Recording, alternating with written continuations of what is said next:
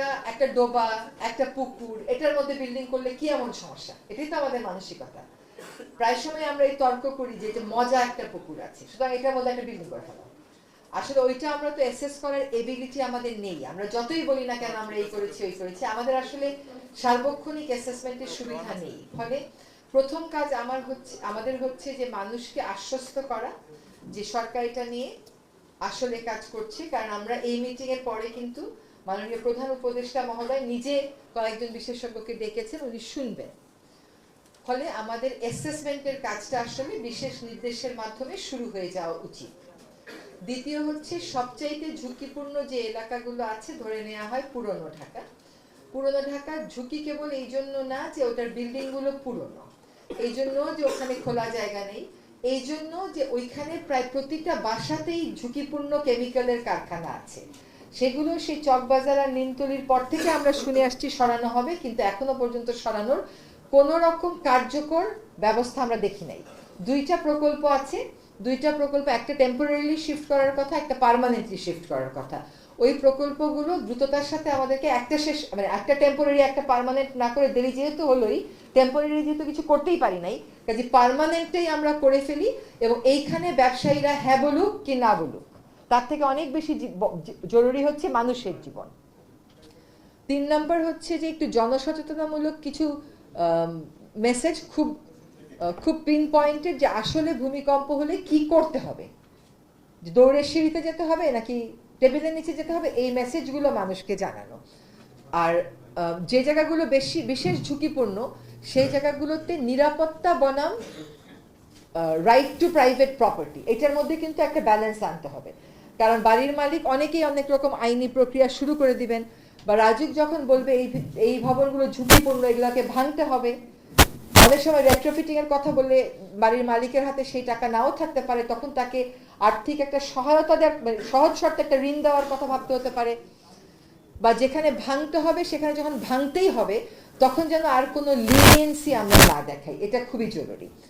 আর 5 number হচ্ছে, যদি আমরা খোলা জায়গার কথা বলি, যখন আমরা বিল্ডিং এর অ্যাসেসমেন্ট করব একই সাথে নেইবারহুডের অ্যাসেসমেন্ট করব, একই সাথে কিন্তু নেইবারহুডের শুধু অ্যাসেসমেন্ট না, রেসপন্স মেকানিজমে কি কি থাকতে হবে এইটাও ডিজাইন করতে হবে। আমার মনে হয় 6 মাস থেকে 1 বছরের মধ্যে যদি আমরা এই কাজগুলো করতে পারি এবং তারপরে বাস্তবায়নে চলে যাই, এটা ভালো হবে।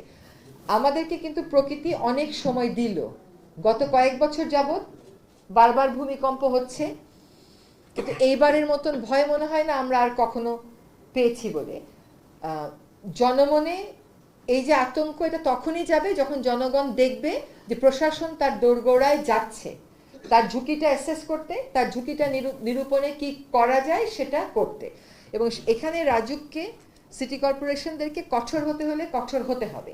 যদি কেউ বলে এটা আমার প্রাইভেট প্রপার্টি, এটাতে তুমি ইন্টারভিন করতে পারবা না, জননিরাপত্তার সাথে করতে হলে রাজুককে সেটা করতে হবে। এবং রাজুক যে নতুন আইন করছে টাউন ইমপ্রুভমেন্ট অ্যাক্টের পরিবর্তে, রাজুককে সেইখানে আমি মনে করি বিশেষ ক্ষমতা দেয়া প্রয়োজন। দরকার হলে প্রসেস শর্টকাট করে রাজুক যে ইন্টারভেনশন করতে পারবে এটা বলা দরকার। আসলে যে প্রবন্ধটা উপস্থাপন করা হলো এখানে তথ্য আছে, কিন্তু এই তথ্যের ভিত্তিতে নেক্সট স্টেপটা তো আর নেওয়া হয় নাই। তথ্যটাকে এখন আমাদের অ্যানালাইজ করে নেক্সট স্টেপটা নিতে হবে। এটা আমার ধারণা র্যান্ডম স্যাম্পলিং এর বেসিসে হয়েছে, কিন্তু র্যান্ডম স্যাম্পলিং এ এখন আমাদের বসে থাকার সুযোগ নাই। কাজে আমরা নেইবারহুড ধরে ধরে বিশেষ করে এইখানে যেগুলো নেইবারহুড বেশি ঝুঁকিপূর্ণ এসছে, সেই সমস্ত ঝুঁকিপূর্ণ নেইবারহুডে আমরা অ্যাসেসমেন্টের জন্য লিস্ট করে বলে দিই যে এই ফার্মকে আমরা বললাম। এইখানে যদি সরকারের ক্রয় প্রক্রিয়া এগুলো আমরা আনা শুরু করি, তাহলে 6 মাসে 1 বছরেও সেই ক্রয় প্রক্রিয়া শেষ হবে না আর কাজ শুরু হবে না।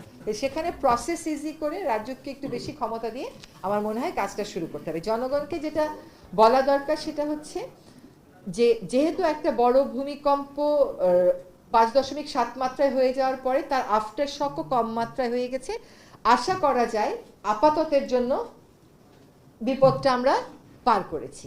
যারা মারা গেছেন তাদের রুহের মাগফিরাত কামনা করছি, যারা আহত তাদের দ্রুত আরোগ্য কামনা করছি।